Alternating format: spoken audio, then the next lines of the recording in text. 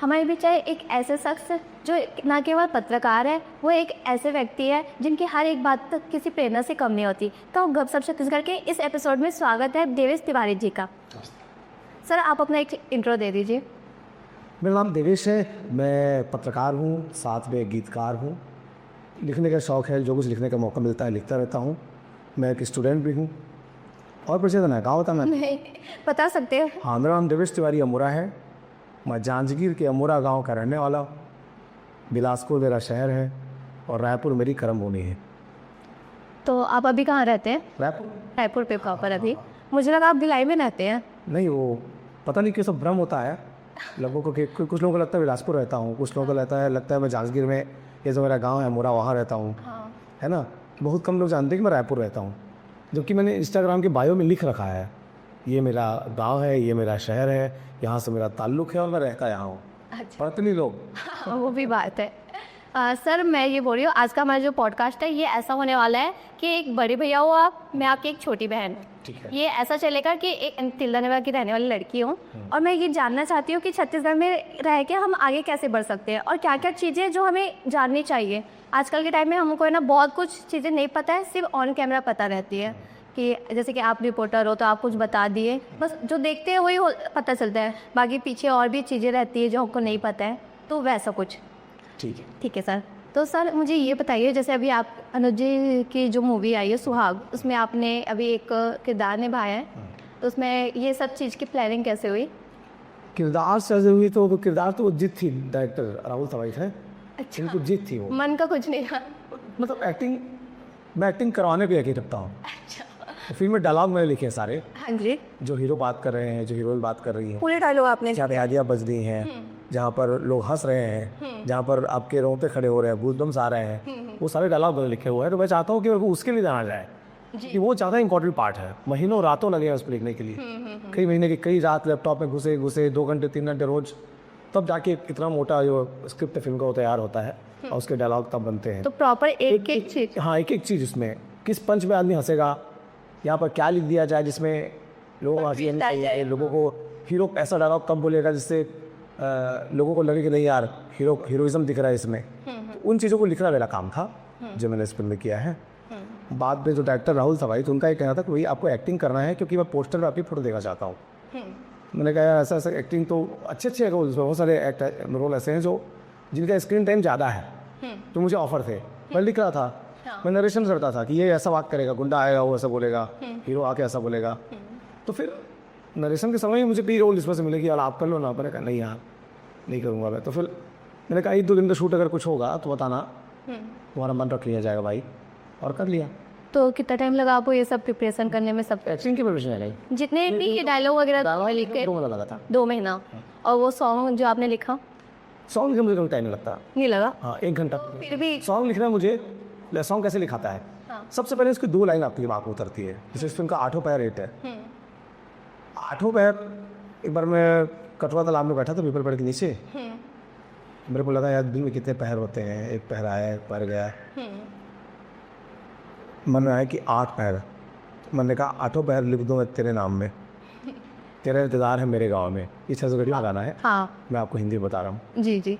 तो hook line अच्छी होगी। अब क्या करता हूँ कि बार गाड़ी चला रहा हूँ, वो सब कुछ डिपेंड करता है किसी भी राइटर का मूड कैसा है। सही बात है। सब अगर मैं टेंस हूँ ना तो फिर कुछ कर लो, गाना नहीं उतरेगा आपके अंदर से। पर तब ये तो तभी सकता हूँ, स्किल होना किसी चीज़ को करने का, और उस दिन उस स्किल को पूरा करने में आपका मन होना, 2 अलग अलग चीज़ें।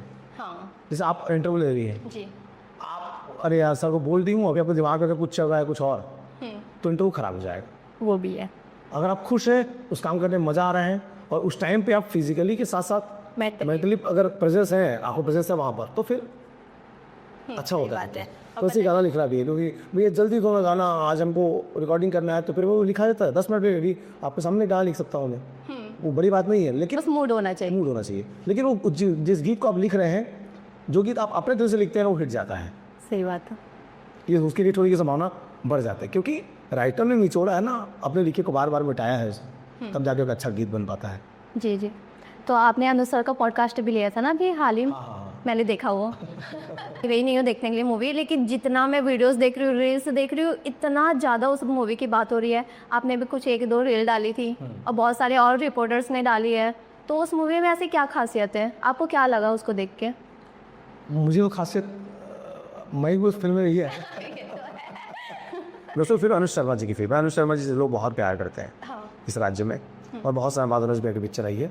लेकिन वो दर्शक को 5 दिन खींचने के लिए तो स्टार्टअप ठीक होता है, लेकिन अनुज भैया ने एक्टिंग कैसे की है, फिल्म का की कहानी कैसे है, क्या वो लोग कनेक्ट कर पा रही है, क्या वो लोग उससे कनेक्ट करने की नहीं यार ये ज़िंदगी में हमारे साथ भी ऐसा हो सकता है या हुआ है, तब लोग फिल्म को दोबारा तिबारा देखने जाते हैं और रिकमेंड करते हैं कि आप फिल्म देखना चाहिए। सुहाग बहुत समय बाद इतनी पारिवारिक सास ससुर मूवी आई है जो देख रहा उसको मज़ा आ रहा है, गाने इतने प्यारे हैं फिल्म में, सब कुछ तो अच्छा ही अच्छा है सही सिनेमा में, खराब कहने के लिए कुछ है नहीं।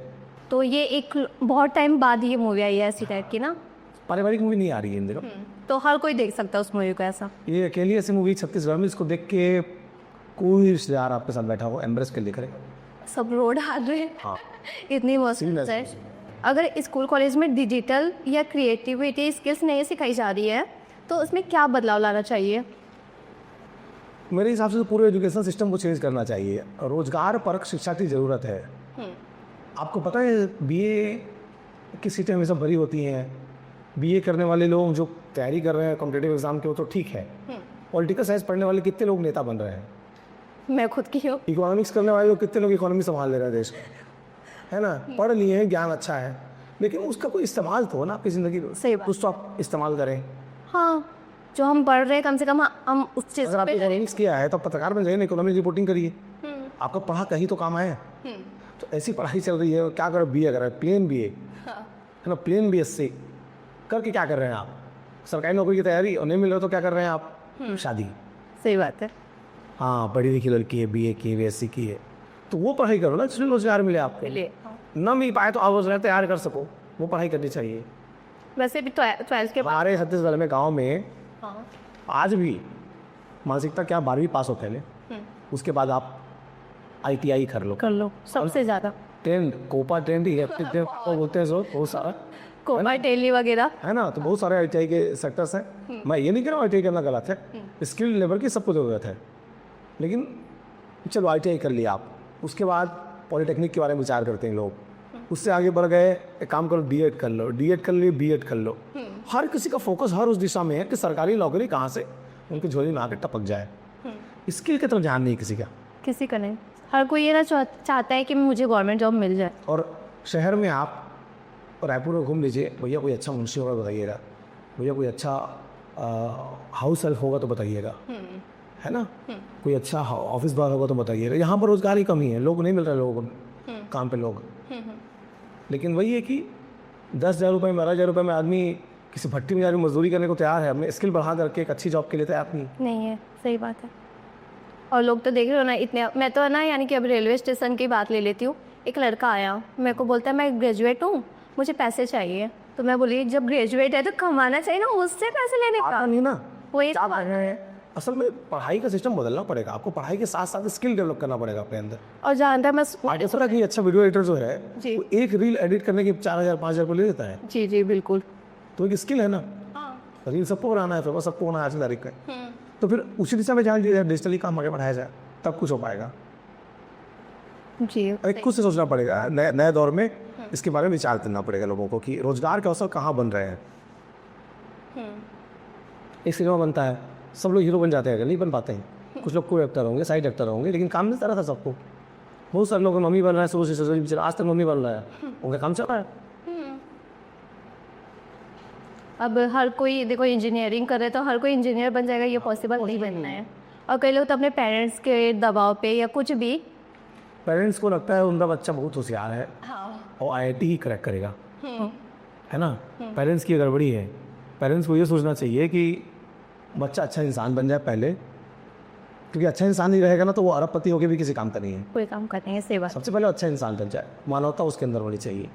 अपने बच्चे को ज़्यादा हिंदू या ज़्यादा मुसलमान मत बनाइए, है ना, ज़्यादा मुस्लिम बनाएंगे तो भी कट्टर हो जाएगा, ज़्यादा हिंदू बनाएंगे तो भी कट्टर हो जाएगा, फिर वो प्यार करना बंद कर देगा, फिर वो लोगों को देखेगा तो चश्मा पहन के देखेगा, हिंदू का चश्मा पहनेगा या मुस्लिम का चश्मा पहनेगा, जैन का पहनेगा, बौद्ध का पहनेगा, पारसी का पहनेगा, उसको इंसान का चश्मा पहनाइए, उसको इंसान दिखे, उसके अंदर गुण दिखे, क्वालिटी दिखे, मानवता उसके अंदर होनी चाहिए। इंसानियत जो जॉम्बी बनाने से कोई मतलब नहीं है बच्चों को। आजकल माता पिता देखता हूँ, छोटे छोटे बच्चे हैं, कल्चर सिखाना और कल्चरली उसके अंदर जहर तैयार करना दो अलग अलग चीज़ें। आपका कल्चर आपका बच्चा जाने, ये प्राउड का विषय है। दूसरे के कल्चर को वो गरियाए, ये गलत चीज़ है। आजकल तो बच्चों को ही बहुत सिखा देते हैं कि ये मुस्लिम है, इससे फ्रेंडशिप नहीं करना, इससे दूर रहना। सेम मुस्लिम लोगों का भी वही चलता है। आधा तो देश में यही सब चीज़ें ये ना बढ़ावा देती है। जहर होते रहते हैं रोज। इससे फ़ायदा किसका होता है? पॉलिटिकल लोगों को फ़ायदा होता है। गोलबंदी होगी वोटों की, एक पूरा मोहल्ला है, उस पूरे मोहल्ले में एक आयु का गुंडा साबित कर लो कि ये गुंडा है, हाँ। ये बदमाश है, चोर है, नीच है, सबको बोल दो उसको। तो बाकी जो सोसाइटी के बाकी लोग हैं ना, वो उसके खिलाफ चुगली करने के लिए इकट्ठा हो जाते हैं। तो इन सब का वोट एक तरफ जाता है और जहाँ वोट जाता है चुनाव जीतने लगा था। जी, सही बात है। फिर उनकी भी जवाबदेही बनती ना, अरे तुम तो हिंदू समझ के वोट दिए थे ना, काहे मिलेगा रोजगार तुमको? तुम तो मुस्लिम समझ के वोट दिए हो ना, क्यों तुमको रोजगार देंगे? पत्रकारिता और लेखन में सबसे ज़्यादा स्किल्स किसके ऊपर है, ये बताइए मुझे। पत्रकारिता और लेखन दोनों एक दूसरे से जुड़ा हुआ है। अगर आप कोई लेखन कर रहे हैं, लाइक कोई डायलॉग लिखा, या मैं कोई गीत लिख रहा हूँ, या मैं कुछ और लिख रहा हूँ, तो उसमें राइटिंग का जो स्किल है वो इम्पोर्टेंट है। सबसे आपको लिखना आना चाहिए, उसके बाद ये आना चाहिए कि आपको क्या लिखना है। तो क्या लिखना है ये पत्रकारिता सीखते हैं आप, और कैसे लिखना है वो एक स्किल है। जी, तो आप कैसे लिखते हैं मुझे बताइए थोड़ा। क्या सोचते हैं, क्या यानी कि आपको एक मुद्दा मिला है, आज ये टॉपिक हुई है या ये घटना घटी है, तो आप कैसे वो कहानी को नहीं समझ में आता है कैसे होता है वो नैसर्गिक रूप से आने लगता है। बोलो। आप इतने लोगों से मिल चुके हैं दुनिया में। एक पत्रकार चलता फिरता एक इंस्टीट्यूशन होता है, कोई पत्रकार रहे। पत्रकार कभी छोटा बड़ा नहीं होता है कि वो तिल्ला का पत्रकार है कि दिल्ली का पत्रकार है। ज्ञान सबके पास है, अपने अपने स्तर का है। क्योंकि वो ज्ञानी क्यों है?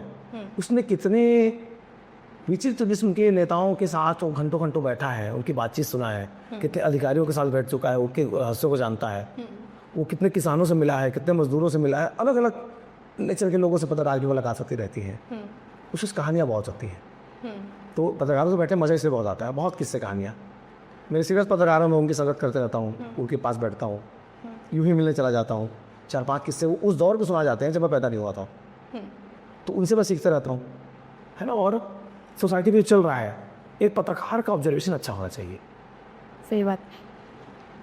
लेखक का ऑब्जर्वेशन और अच्छा होना चाहिए। क्योंकि जब मैं आपसे इंटरव्यू कर रहा हूँ, जब मैं कभी इस कमरे का वर्णन करना चाहूँ, है ना, कि एक मासूम सी बच्ची मेरे सामने बैठी थी, थोड़ी घबराई गई थी, थोड़ी सकुचाई गई थी, उसके मन में तमाम प्रश्न चल रहे थे। 3 पन्नों के कागज़ उसके हाथ में था, जिसमें कुछ अंग्रेजी के टाइम्स जो रोमन फॉन्ट में लिखे हुए थे, जो कि आज के जनजी की भाषा होती है, और कुछ प्रश्न उस पर हिंदी में थे। प्रश्नों को देखकर ऐसा लग रहा था जैसे किसी पत्रकारिता के छात्र द्वारा तैयार किए गए थे। उस कमरे में 2 छात्रानुमा लाइट थे, कमरे में AC चल रहा था, तो बाहर का 44 डिग्री तापमान का अनुमान नहीं लग पा रहा था। तो जो कुछ आप ऑब्जर्व कर रहे हैं अपने आसपास ना, वही लेखन है। आप कितना बारीक ऑब्जर्व कर दें आपके ऊपर है, तो फिर आपको लिखने का तरीका आना चाहिए। फिर आपने ऑब्जर्व किया, लिखने का तरीका, लेखन हो गया। कितना रॉकेट साइंस नहीं है। उपन्यास पढ़ना चाहिए। अगर किसको अच्छा लिखने का शौक है, तो उसको सबसे पहले बहुत अच्छा पढ़ने वाला बनना चाहिए। अगर आप उपन्यास पढ़ते हैं ना, तो सबसे पहले आप मुंशी प्रेमचंद पढ़िए, है ना। अब जो इंग्लिश वाले चेतन भगत पढ़ लो, जितने मतलब अच्छे से वो लोग वर्णन करते हैं आसपास को आपके, उतना बढ़िया कोई पढ़ा है मुंशी प्रेमचंद के बारे में, इतना बढ़िया लिखते थे, बहुत बढ़िया। उसकी रात उनका है। तो ये उसके बाद जब इंडियंस को पढ़ लिए ना, जैसे अभी वो अच्छा मानव खोल अच्छा लिख रहे हैं, उसके बाद आप चलिए रूस, गोरकी को पढ़िए। तो जो रशियन राइटर्स हैं, उनके लिखने का तरीका हमारे तुलना में ज़्यादा अच्छा है। उनकी डिटेलिंग, मतलब कोट पे जो फर लगा है, उसके बाल पर जब रोशनी पड़ रही है तब वो कैसा दिख रहा है, वहाँ तक लिखते हैं वो। उनकी कहानियों में डिटेलिंग बहुत अच्छी होती है, तो उनको पढ़ना चाहिए। तो क्या है, आप फिर डिटेलिंग सीखते हैं कहानी में, और क्या लिखते हैं वो भी इम्पोर्टेंट है। न्यूज़ लिखने के लिए बहुत होनी चाहिए, न्यूज़ लिखने के लिए आप लिखिए, वो इन्फॉर्मेशन का माध्यम है। इन्फॉर्मेशन को जब आप रोचक बनाएंगे तब आपको फिर टैलेंट की ज़रूरत पड़ेगी। और सबसे बड़ी बात, आप अगर ज़्यादा पढ़ेंगे ना, तो भाषा आपकी ठीक होती है। भाषा ठीक होती है तो आपके पास दिमाग में शब्द चलते रहते हैं बोलने के लिए, लिखने के लिए। जब आपके लैंग्वेज पे कमांड ही नहीं है तो कहाँ से दिखेंगे? आजकल जेनजी की समस्या वही है, उनको लैंग्वेज बिल्कुल कमांड नहीं है। न उनकी अंग्रेजी ठीक, जिन नए बच्चों से मैं मिल रहा हूँ, न उनकी हिंदी ठीक, न उनकी छत्तीसगढ़ी ठीक। वो तीनों में थोड़ा थोड़ा कमांड। उनके गायक भी ठीक नहीं, जिंदा को पसंद करते हैं ना, वो कुछ भी गाते रहते हैं, उनको लोग सुनते रहते हैं। तो जब तुम्हारा चयन ही खराब है तो तुम्हारे भीतर सच्ची से निकलेगी कैसे? सही बात है ये भी। पुराने गाने सुनने में बोर लगता है उनको। चौधरी का चांद या आफ्ताब हो, जो भी हो तुम खुदा की कसम लाजवाब हो, ऐसा सुनेंगे तब ना अच्छा लिखेंगे।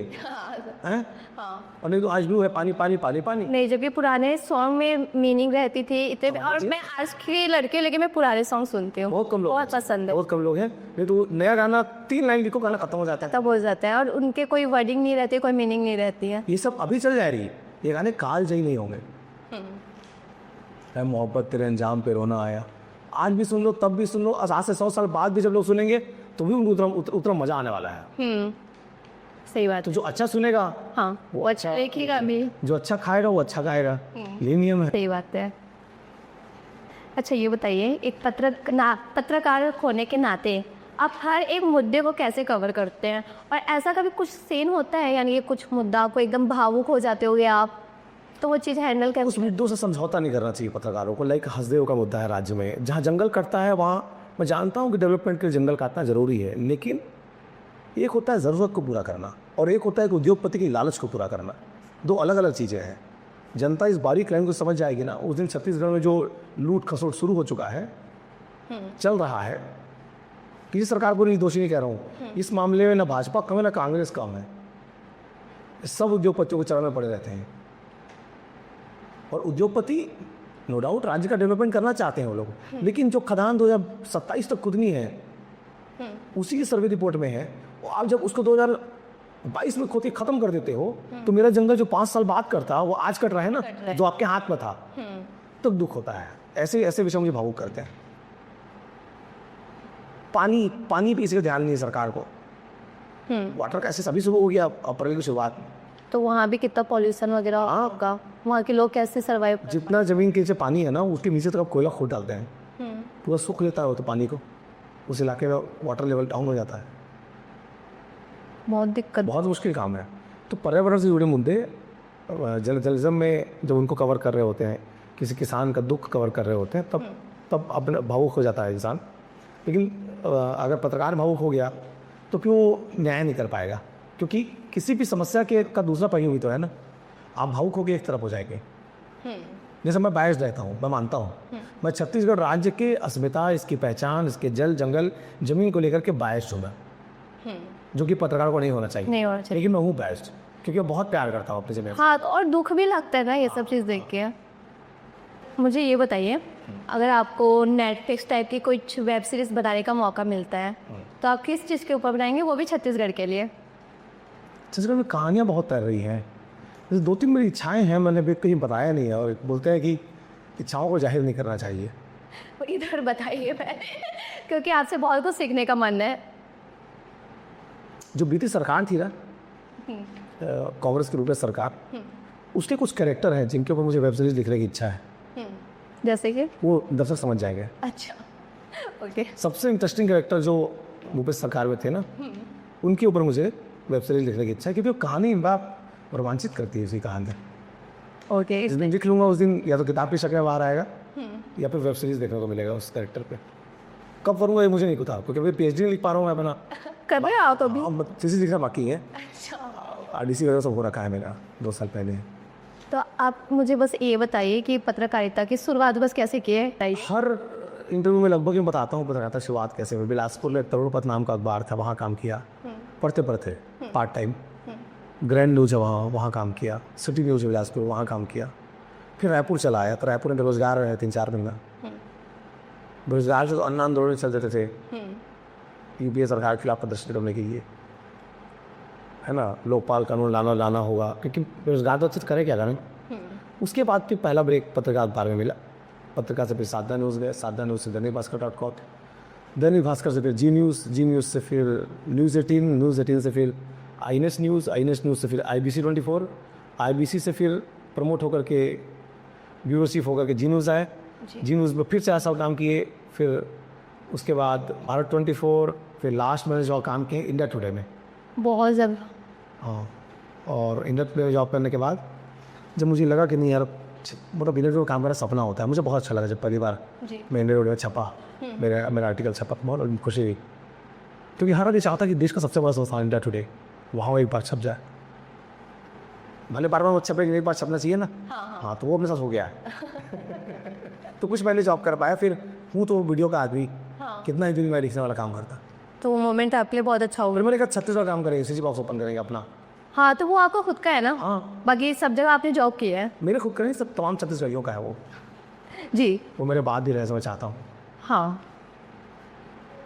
डिजिटली खर्चे कम है और कंटेंट अच्छा है, तो डिजिटल में काम करने का ये फ़ायदा है। तो ठीक है, हमने ज़रूरतें कम कर ली, और कम करने के बाद हम जॉब करने की ज़रूरत है नहीं, सीजी बॉक्स पे काम करेंगे, उसको आगे बढ़ाएंगे। अच्छा, आप ऑन कैमरा जब काम करते हैं, मैंने आपका जितना वीडियो देखा है, फुल कॉन्फिडेंस रहता है। ये कॉन्फिडेंस कहाँ से आता है? एक तो दवाई मिलता है अमरनाथ की दुकान बिलासपुर में, उसको पाने से कॉन्फिडेंस जो है ना, वो समय के साथ आ जाता है। जब पहली बार मैं भी मंच में भाषण देने चला था, तो मेरी माँ काँपे थी। ये समझ में आया कि अगर आपकी डिक्शनरी अच्छी है, शब्दकोश आपका अच्छा है, तो फिर आपको ज़रूरत नहीं है डरने वरने, और साफ रहोगे ना। जब मुझे पता है कि मैं किसी इंटरव्यू में स्पॉन्टेनियस कोई चीज़ बोलूँगा, वो तीसरी बार भी पूछेगा तो सेम चीज़ निकलेगा, क्योंकि आप सच बोल रहे हैं। मैं नेता तो हूँ नहीं, बनावटी बात करूँगा या इथिक्स की बात करूँगा बहुत ज़्यादा, तो अलग अलग बात करूँगा तो कॉन्फिडेंस लूज होगा। हाँ, मुझे पता है कि जो सच है वही सच है, तो फिर क्या डरना, क्या ही डरना। बट ऐसा है ना, आपका नाम तो पूछता है कि मैं आपका नाम क्या है बताइए, बताओ ना। खुशी शर्मा। खुशी शर्मा। अब आपने कही खुशी की जगह ममता शर्मा, विजेता शर्मा, कुछ और नाम बता रखा है, फिर मैं पूछूँ आपसे आपका नाम क्या है, तो आपका कॉन्फिडेंस लूज होगा। लेकिन जब हर जगह खुशी शर्मा ही बताना है, कि फिर क्या फर्क है नहीं, जैसे कि जाकिर खान है ना, उनका मैंने एक पॉडकास्ट देखा था, तो कॉन्फिडेंस की बात हो रही थी उनके बीच। तो उन्होंने ये चीज़ बोला था, जैसे कि मैं आपसे बड़ा हूँ और आप में से आप नर्वस हो, तो यहाँ आपका कॉन्फिडेंस लेवल गिर गया, और वहीं आपके नीचे आपसे कम फॉलोअर्स वाले लोग मिल गए, तो वहाँ आपका कॉन्फिडेंस लेवल बढ़ जाएगा, क्योंकि मेरे तो हाई फॉलोअर्स हैं ना, इनके कम है। तो ये बात उन्होंने बोली थी, और जो मैंने माइंड की वो चलता फिरता इंस्टीट्यूट है। हाँ, है ना, हमारे तो बड़े भाई ऐसे हैं। हाँ, और जब भी आते हैं कुछ ना कुछ सिखा के जाते हैं, और बहुत कम लोग होते हैं दुनिया में जो ऑन कैमरा और ऑफ कैमरा एक जैसे होते हैं, बहुत कम लोग होते हैं, बहुत है ना। बाकी सब बनावटी दुनिया है। तो मैं जाकिर खान जैसा वो कैमरे के सामने है, वैसे ही कैमरे के पीछे हैं, सेम वैसे पने सेम। उनका फन तो ऐसे निकलता है ना, चलते फिरते कैमरा ऐसा मार देते कि आप हंसते रह जाते हैं, लेकिन जब गंभीर बात करेंगे तो आप क्या से आंसू निकाल सकते हो, आदमी आँख में आँख डाल के, इतना टैलेंट उनके अंदर है। वैसे ही हमारे सौरभ द्विवेदी जी हैं, वो भी ऑन कैमरा जैसे हैं, बल्कि वो तो ऑन कैमरा सख्त दिखते हैं बहुत, लेकिन ऑफ कैमरा उतने ही प्यारे आदमी हैं। तो इसीलिए आप देखिए, इन लोगों से हम लोग को बहुत जमता है, हम लोग बहुत स्नेह करते हैं ऐसे लोगों से। जी जी। और जाकिर खान भी इस बात के बारे में कह रहे थे कि अगर आप किसी के फ़ैन हैं ना, आप इसे बहुत प्यार करते हैं ना, तो उससे नहीं मिलना चाहिए, क्योंकि अब मिलते हैं ना तो उसकी बाकी चीज़ें भी देख लेते हैं, तो फिर आपका जो प्यार है वो खत्म हो जाता है। सर, मुझे ये बताइए, अगर आपको छत्तीसगढ़ का सीएम बना दिया जाए, तो आप सबसे पहले क्या बदलाव लाना चाहेंगे छत्तीसगढ़ में? पहले बनाओ, कम होता है। नहीं, आप बन जाओगे। नहीं, मैं नहीं बन पाऊँगा। अच्छा। हाँ, मेरी जाति ब्राह्मण है। हाँ, इसलिए नहीं बन पाऊँगा, पता है। हम भी ब्राह्मण। हाँ, इसलिए नहीं बन पाऊँगा, क्योंकि जातिवाद बहुत तेज़ी के साथ बढ़ रहा है हमारे राज्य में। एक पूरा वर्ग है जो अलग अलग जातियों में, सांचों में बट करके, जिस दिन वो आपसे उस दिन तक रिएक्ट नहीं करेगा कि आपकी जाति क्या है, लेकिन जिस दिन उसका फ़ायदा होना होगा ना, आपका परम मित्र ही आपकी जाति गिन देगा। वो तो सही बात है। तो ये प्रॉब्लम है हमारे यहाँ, पहले नहीं था। छत्तीसगढ़ वो राज्य है जहाँ पहले कभी जातिवाद रहा ही नहीं है, कि आजकल जो पॉलिटिकल लोग हैं ये अपने फायदे के लिए जातिवाद फैला रहे हैं। इसलिए कह रहा हूँ कि ये वही छत्तीसगढ़ है जहाँ गिया बदलने की परंपरा थी, ये वही छत्तीसगढ़ जहाँ मैदान बदलने की परंपरा थी। मेरे गांव में, अमोरा में, ओबीसी जाति के बहुत सारे लोग मेरे चाचा हैं, क्योंकि मेरी दादी का घिया बता हुआ उनके साथ, मेरे दादा का मितान बता हुआ उनके साथ, मेरे नाना का महाप्रसादी उनके साथ है।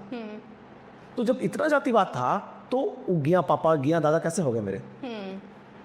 वो तो दूसरी जाति के हैं, हम दूसरी जाति के हैं। तो ये परंपरा थी ना छत्तीसगढ़ में कि बिना जात पात देखे दोस्त और दोस्त घिया और मितान और महाप्रसाद बना करके अपने परिवार का हिस्सा बना लिए थे।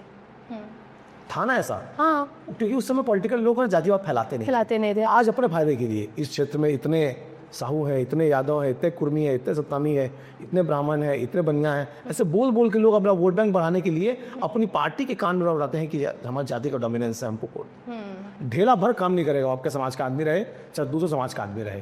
कितना पढ़ा है तो कोई पूछता ही नहीं है। आपका जो नेता है वो कितना पढ़ा, कोई पूछते ही पुस्तक पढ़ा है तो उसका विजन कैसा है, वो काम कैसा करना चाहता है, उसके सोच में मैटर चलाती है। डेवलपमेंट के लिए ना कलेजा चाहिए बस, और विचार चाहिए आपके मन में। मेरे को बना दिया जाए तो राज्य का पोटेंशियल क्या वो देखूंगा। अभी जोधपुर घूम के आया, उतना बढ़िया लकड़ी का कारोबार है वहाँ।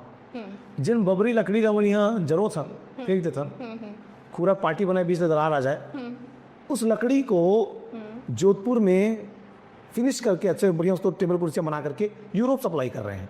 अच्छा, और हमारे बबरी फेंका रहा है ना, मतलब उपयोग है ना वो। मतलब उन लोगों ने सोचा ना, अच्छा किया ना। ऐसे देश में ज्वेलरी बनाने वाले लोग हैं, जो जिन चीज़ों की मांग विदेश में अधिक है ना, यहाँ छत्तीसगढ़ के लोगों पर उसको ट्रेनिंग दिलवाऊंगा, यहाँ बड़ा बड़ा सेक्टर खोल लूँगा मैं, पूरा सब रोजगार करो। यहाँ से पैसा नहीं बनाएंगे, यूरोप से पैसा लाएंगे आपके लिए।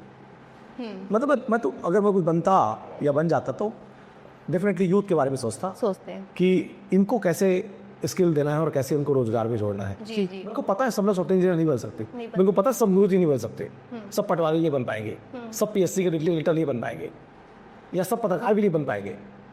तो और आपको क्षेत्र निकालने पड़ेंगे। ऐसा कोई चीज़ नहीं करता जिसमें 1 लाख रुपए के 3 नौकरियाँ क्रिएट हो।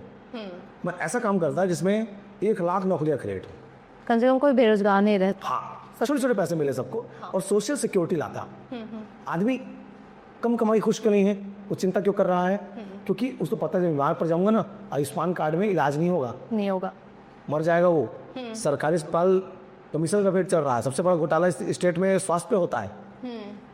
तो उसको इंश्योर कर दो कि नहीं यार, हेल्थ आप अगर किस राज्य के नागरिक हैं तो फिर आपका से हेल्थ की चिंता आपको नहीं करनी है, सरकार करेगी। भोजन की चिंता सरकार पहले से कर ली है।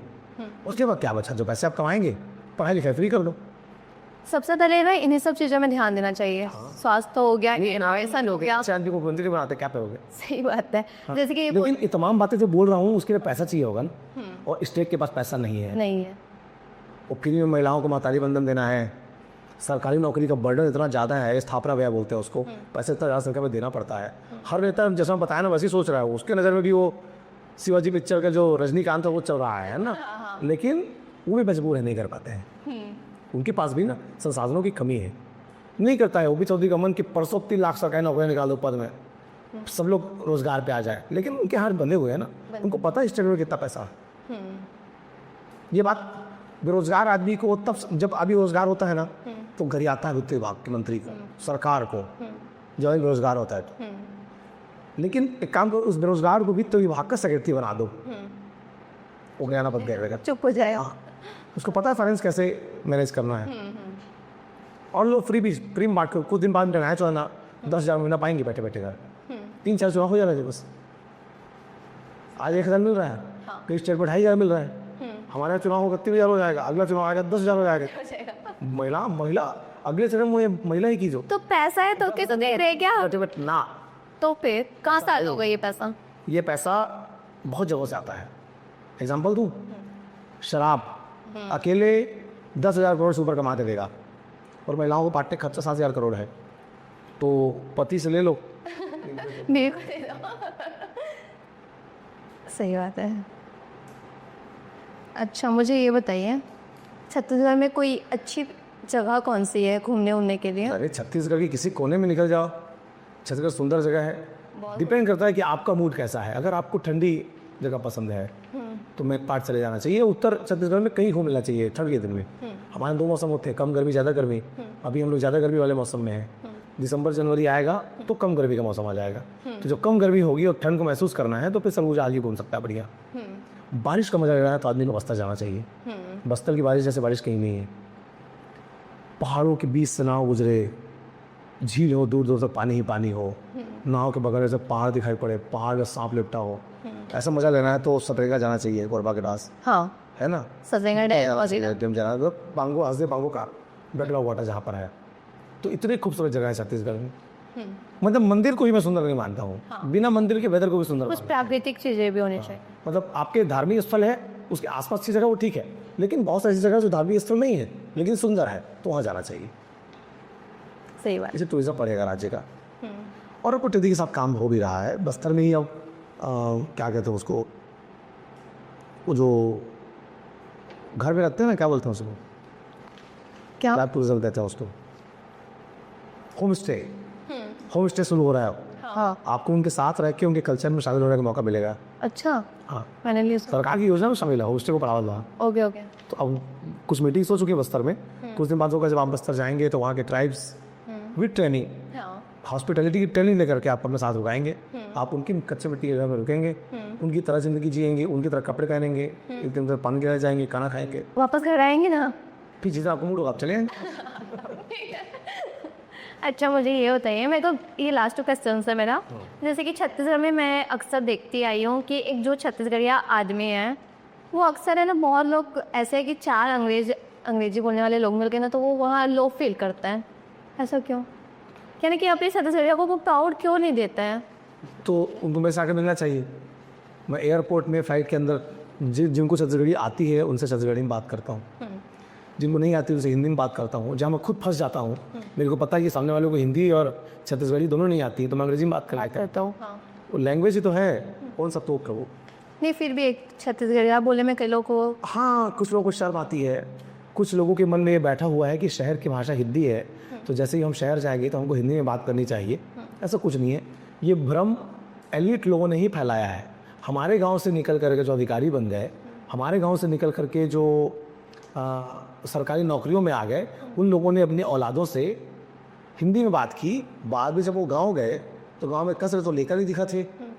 एक बोलूँ इधर आओ, तो जब बोला ना तो गांव के आदमी को ये लगा कि शहर की भाषा हिंदी है, और फलां बाबू या फलां बाबू साहब जो हैं वो गांव में शहर में रहते हैं, वो अपने बच्चे से हिंदी में बात करती हैं, तो ये एलिट की भाषा है। अच्छा, ये अमीर हो जाने की, समाज में ऊंचा दर्जा प्राप्त कर लेने की भाषा है। ये सोच के हमारे गाँव वालों को कहाँ हिंदी में बात करना शुरू कर दी, जबकि ऐसा कुछ नहीं। मैं भी अपने बच्चों से हिंदी में बात करता हूँ, छत्तीसगढ़ी में बात करता हूँ। लैंग्वेज कंफर्ट जोन का विषय है। लेकिन हाँ, ये तय है कि जब मेरी बिटिया बड़ी हो गई, डिफरेंट छत्तीसगढ़ी आए भी, अभी भी आता है, हाँ, लेकिन अब थोप नहीं सकते कि यही बोलो। बिल्कुल नहीं। और जैसे घर का जो ऐसा माहौल रहता है वैसा भी इंसान सीखता है। सीखते ना बच्चे, आप ही घर में अगर आपको सबसे छत्तीसगढ़ी में बातचीत कर रहे हैं, हाँ, वो सीख जाएगी। बच्चा सीख जाएगा। आप भले उससे बातचीत करने का लिमिट आपको कुछ भी हो, लेकिन उसको छत्तीसगढ़ी आएगी, ये तय है। और अपनी भाषा में प्राउड होना भी चाहिए। तो किस बात के समय लैंग्वेज ही है ना। लैंग्वेज का मतलब क्या होता है? ये भी लैंग्वेज है, साइन लैंग्वेज है। हाँ, कितने बजे चलना है, ये भी लैंग्वेज है। इसके लिए तो हमको किसी लिपि की जरूरत भी नहीं पड़ती, और हमारा काम हो गया। तो लैंग्वेज अपनी बातों को अच्छे तरीके से सामने वाले को कम्युनिकेट करने का मीडियम मात्र है। लेकिन छत्तीसगढ़ी से ज़्यादा प्यार है क्योंकि हमारे माँ की भाषा है। जी।